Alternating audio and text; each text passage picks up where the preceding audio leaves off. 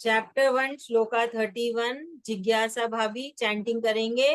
निमित्तानि निमित्तानि च पश्यामि च पश्यामि विपरीतानि विपरीतानि केशव केशव न च श्रेयो न च श्रेयो नुपश्यामि नुपश्यामि हत्वा हत्वा स्वजन स्वजन स्वजन। आप संस्कृत में पढ़ रहे हैं तो स्वजन स्वजन माहवे स्वजन माहवे। माहवे श्लोका 32। नकांक्षे नकांक्षे विजयम कृष्ण विजयं कृष्ण न च राज्यम न च राज्यं सुखानि च सुखानि च किं नो राज्येन किं नो राज्येन गोविन्द गोविन्द किं भोगैर् किं भोगे जीवितेन वा। जीवितेन वा। जीवितेन वा, वो जी के ऊपर जो र की मात्रा है वो भोगेर के साथ चले गए, है ना। जब ऊपर र की ओके मात्रा आती तो मैम। पहले वाले शब्द के साथ चली जी जी। जाती, अक्षर के साथ चली जाती। अभी ओके श्लोका मैम। 33। ये शामर्थे ये सामर्थे कांक्षितम नो कांक्षितं नो राज्यम भोगा राज्यं भोगा सुखानि च सुखानि च ता इमे ता इमे वस्थिता वस्थिता युद्धे युद्धे प्राणान् त्यक्त्वा प्राणांस्य प्राणांस्तयक्त्वा प्राणान् धना प्राणां त्यक्त्वा। त्यक्त्वा वेरी गुड। धनानि च। धनानि च। Thank you. तो हम लोग श्लोका 31, थैंक यू 32 मैम। और 33 करेंगे। श्लोका 31। तो इसके पहले श्लोका 25 ने कृष्ण भगवान जी ने पहली बार गीता में अपने वचन बोले और उन्होंने अर्जुन को एहसास दिलाया, उसके अंदर भावनाएं जगाई, पारिवारिक भावनाएं जगाई। फिर अर्जुन को एहसास हुआ कि वो क्या करने वाला है, वो अपनों से ही लड़ने वाला है और यहाँ जो भी आए सब आपस में ही लड़ने हैं। सब रिश्तेदार है ना। कोई सगे भाई है, मामा चचेरे भाई है, मामा ताऊ है, गुरु है, मित्र है, पौत्र है, पुत्र है, सब कोई है। तो ये अब अर्जुन को एहसास हो रहा है। वो इसके तो इसमें अर्जुन श्लोका 31 में ये बता रहे हैं कि इस युद्ध में मैं सिर्फ है ना दुर्गति ही देख रहा हूँ, इसमें कुछ भी शुभ कार्य नहीं देख रहा हूँ। अर्जुन कह रहे हैं कि जो ये युद्ध होने वाला है उसमें मैं सिर्फ अशुभ ही अशुभ देख रहा हूँ, कुछ भी उसमें शुभ नहीं देख रहा हूँ। क्योंकि हम कुछ भी कार्य करते तो ऐसा लगता है ना ये शुभ कार्य है, ये अशुभ रहेगा, ऐसा नहीं करते हैं। तो वैसे ही अर्जुन के अंदर भी ऐसी भावनाएं आ रही है कि ये जो युद्ध होने वाला है इसमें कुछ भी शुभ नहीं है, किसी के लिए भी कुछ अच्छा नहीं दिख रहा है। ये कार्य कहीं से भी मुझे है ना शुद्ध नहीं दिख रहा, शुभ नहीं दिख रहा, और सब इसमें बहुत कुछ गलत ही गलत दिख रहा है मुझे। और वो बोल रहे हैं कि मुझे कुछ भी अच्छा नहीं दिख रहा है कि मैं अपने ही लोगों को मार के क्या जीत लूंगा इस रणभूमि में। ऐसा अर्जुन कह रहे हैं कि इस रणभूमि में मैं अपनों को ही मारूंगा और उससे क्या भला होगा मुझे वो नहीं समझ में आ रहा। मुझे ये समझ में ही नहीं आ रहा है। और वो कृष्ण भगवान जी को कह रहे हैं केशव, कृष्ण भगवान जी को केशव से बुला रहे। केशव का मतलब है, जी कृष्ण भगवान जी ने केशी राक्षस को मारा था तो उनको केशव का नाम मिला था। तो यही है अर्जुन की भावना अभी यहाँ पे। अभी इसकी मानसिक भावना यही है कि उसको कुछ भी शुभ नहीं दिख रहा है इस युद्ध से, और वो कह रहा है कि इस रणभूमि में अपनों को ही मार के मुझे क्या मिलने वाला है। तो अर्जुन बहुत ही भावुक होते जा रहे हैं धीरे धीरे। ये हम अपने साथ भी है ना संबंधित कर सकते हैं। जैसे हम भी कभी कभी ऐसे सिचुएशन में आ जाते हैं कि जो कार्य करना है उससे किसी का लाभ नहीं होगा पर करना ही पड़ेगा क्योंकि कोई उपाय नहीं है ना। ये बहुत अति में आता है ना ऐसा, जैसे अर्जुन और पांडवों और कौरवों में भी ये जो अभी सिचुएशन है वो बहुत अति हुई है। इसके पहले छोटे छोटे अनबन अनबन होते रहे, पांडवों और कौरवों के बीच में अनबन छोटे छोटे होते रहे, छोटे मोटे झगड़े होते रहे, तू मैं तो होती रही, बातें होती रही। अब ये जो आई है सबसे अति वाली सिचुएशन आई है, जो बोलते हैं ना जब घड़ा बढ़ जाता है तो फूटता है जोर से, वैसा ही हुआ हो रहा है अभी कि कौरवों और पांडवों के बीच का जो अनबन चल रहा था वो पूरा घड़ा भर गया और अब ये अंत समय आ गया। तो ऐसी सिचुएशन बहुत जनों की जिंदगी में भी आता है जब अति हो जाती है, मतलब उनको वो डिसीजन लेना ही पड़ता है, वो कार्य करना ही पड़ता है, जबकि उनके ना उनको पसंद नहीं आता पर फिर भी होता है। जैसे हम दो भाइयों का एग्जाम्पल ले लेते हैं, दो भाई जो है ना अपने बाप के जायदाद के लिए झगड़ा कर रहे हैं। धीरे छोटी छोटी छोटे छोटे झगड़े होते रहते हैं। फिर एक एक टाइम आता है जब बहुत अति हो जाती है, तब वो दोनों के बीच में बहुत कतरार होती है, वो मरने मारने वाली सिचुएशन हो जाती है। तो यहाँ पे भी ऐसा ही है, कौरव और पांडव भी जायदाद के ही लड़ रहे हैं, उनके बीच भी मरने मारने वाली ही बात हुई है। तो अब अर्जुन कह रहे हैं कि मुझे नहीं चाहिए, मुझे क्या मिलेगा अपनों को ही मार के। तो यही सिचुएशन आज के दिन भी होती है, जायदाद के लिए, धन दौलत के लिए आपस में ही होती है। कोई पराया आके तो हमारा धन दौलत मांगेगा नहीं, ना हमारी जायदाद मांगेगा, अपने ही मांगते हैं। यहाँ पे भी यही बात है। इसलिए महाभारत गीता महाभारत कही जाती है कि ये हमारे लिए ही बनी है, हमें राह दिखाने के लिए, और उसमें सारी घटनाएं हैं जो हो सकती है इस कलयुग में। अगर आप महाभारत ध्यान से देखो, उसमें जो जो कहानियां हैं वो कलयुग में होती है, कहीं ना कहीं किसी ना किसी के साथ होती रहती है।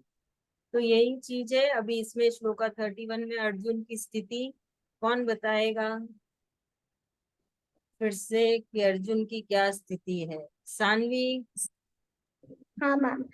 मैम इस श्लोका में अर्जुन बताए कि मेरे को इसमें बहुत अशुभ लग रहा है, मेरे को अच्छी फीलिंग नहीं आ रही है, मेरे को अच्छा बिल्कुल नहीं लग रहा है, क्योंकि वो खुद के अपनों को मारने जा रहा था। वो बोल रहा था कि उनको मार के हमको क्या भला मिलेगा, बट फिर सिचुएशन ऐसी थी कि मजबूरी में उसको वो युद्ध करना पड़ेगा। Very good, thank you so much. अभी 32 और 33 एक साथ है, 1 मिनट में आती हूँ।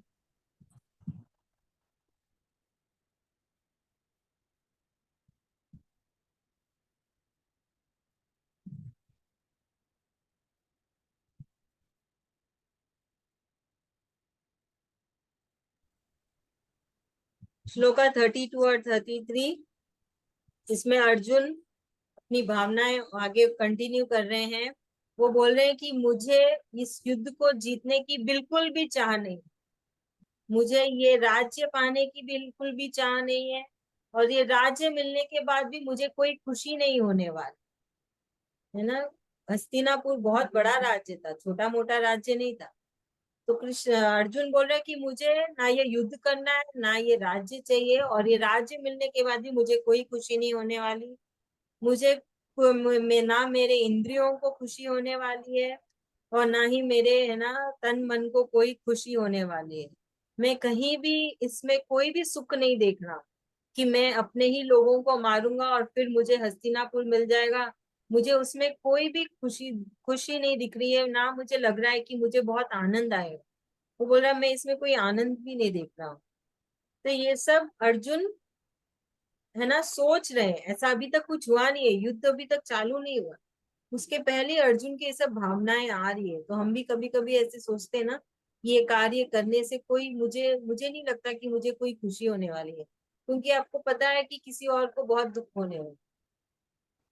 तो अर्जुन भी देख रहा है कि इसमें ये बहुत बहुत लोग मरेंगे, बहुत अपने ही लोग मरने वाले हैं। तो इसलिए वो बोल रहा है, ना मुझे ये जीत चाहिए, ना मुझे राज्य चाहिए, ना मुझे राज्य का कोई वो ना सुख चाहिए, और ना मुझे लगता है कि मैं कोई सुख भी भोगूंगा, ना मुझे कोई आनंद आने वाला है ये सब कार्य करके। तो वो कह रहा है कि सिर्फ राज्य के लिए मैं क्यों लड़ूं, ये युद्ध होने के बाद क्या है परिणाम, कि मुझे राज्य मिलेगा, मुझे संपत्ति मिलेगी, तो मैं क्यों करूं ये काम, मुझे नहीं चाहिए ये संपत्ति। सिर्फ संपत्ति के नाम पे मैं लाखों लोगों को मार दूं, सिर्फ राज्य के नाम पे मैं लाखों लोगों को मार दूं, ऐसा मैं नहीं करना चाहता। ऐसा है ना, अर्जुन कृष्ण भगवान जी को बोल रहे हैं, और कृष्ण भगवान जी चुपचाप खड़े होके अर्जुन की सारी बातें सुन रहे हैं, क्योंकि अभी तक अर्जुन ने उनसे मदद नहीं मांगी। तो भगवान जी हमेशा हमारे साथ हैं, पर जब तक आप उनसे मदद ना मांगोगे वो नहीं करेंगे, वो आपकी सारी बात सुन रहे हैं। आप उनको कुछ भी बोल दो, कुछ भी कर लो, वो सब कुछ सुन रहे हैं आपकी बात, ऐसे नहीं है कि अनसुना कर देंगे। वो आपकी सारी बात बहुत तसल्ली से सुनते हैं, पर जब तक आप उनसे मदद ना मांगो वो नहीं करेंगे। तो अभी हमको यहाँ क्या समझ में आ रहा है कि अर्जुन इस सिचुएशन को हैंडल नहीं कर पा, है ना, ये उसको झेल नहीं पा रहा है, हम बोलेंगे। अभी जो अर्जुन के जिंदगी में जो आया है वक्त, ये जो वक्त आया है, अर्जुन उसको झेल नहीं पा रहा। तो अभी हम क्या सीखते हैं कि हमारे जीवन में बहुत अलग अलग तरीके के, है ना, आते हैं, सिचुएशंस आते हैं, वक्त आता है, दौर आता है। तो फिर हमें उसको समझदारी से उसको उस दौर को समझना चाहिए और उस दौर को संभाल लेना चाहिए। अभी अर्जुन यहाँ नहीं संभाल पा, वो बौखला जा रहा है कि मैं क्या करने वाला हूँ, मुझे ये नहीं करना है ना। हम बहुत अच्छे से समझ पा रहे हैं अर्जुन की सिचुएशन, कि अर्जुन क्या चाहता है और उसको कैसा महसूस हो रहा है, ये हम बहुत आराम से समझ पाए। चलिए अभी कौन समझाएगा श्लोक का 32 एंड 33।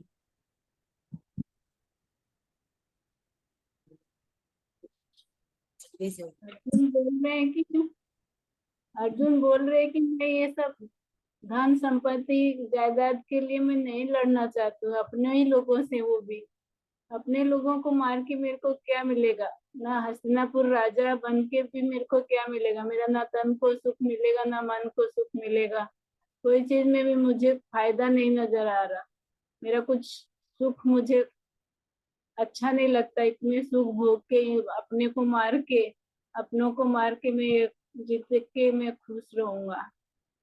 इसीलिए क्योंकि बस पाप का घड़ा बढ़ चुका था, इसलिए युद्ध करना भी जरूरी है, वो उसे भगवान जी समझाएंगे बाद में। वो तो इसीलिए बस अर्जुन अभी तो शिथिल हो जा रहा है उनका शरीर सब, मन नहीं कर रहा कि युद्ध करना ही है मुझे, बार बार हट रहे कि नहीं युद्ध नहीं करेंगे, युद्ध नहीं करेंगे, अपने लोगों को मार के हमें क्या मिलेगा। थैंक यू भाभी, थैंक यू सो मच। तो चलिए अभी कौन बताएगा कि अच्छा आप लोग क्या प्रेयर कर रहे हैं आजकल, जब आप भगवान के सामने खड़े होते हैं या जब भी कुछ मांगने का मन करे तो क्या मांग रहे हैं?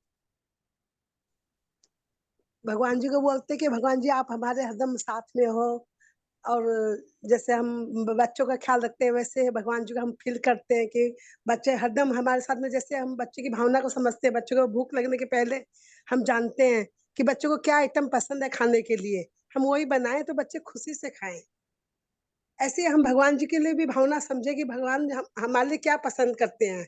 जैसे हम क्रोध, अहंकार, मोह, ममता और ये सब छोड़े, भगवान को ये सब पसंद नहीं है। तो भगवान के पसंद में हम रहेंगे तो भगवान भी हमको पसंद करेंगे और हम भी खुश रहेंगे, उससे बोल के हम सोचते हैं। थैंक यू भाभी।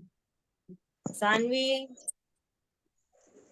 मैम और रोज श्लोका की चैंटिंग करनी चाहिए ताकि और वो भी जोर से, ताकि हमको ही शांति ना मिले, जो लोग और है, हमारे फैमिली है, जो जीव जंतु है, पेड़ पौधे हैं, उनको भी श्लोक सुनाई दे और उनको भी अच्छा लगे। और हमको कृष्ण भगवान का भक्त बन के रहना है जैसे अर्जुन था, ताकि हम एकदम मन से प्रार्थना कर सके, भगवान हमारी सारी इच्छाएं पूरी कर सके।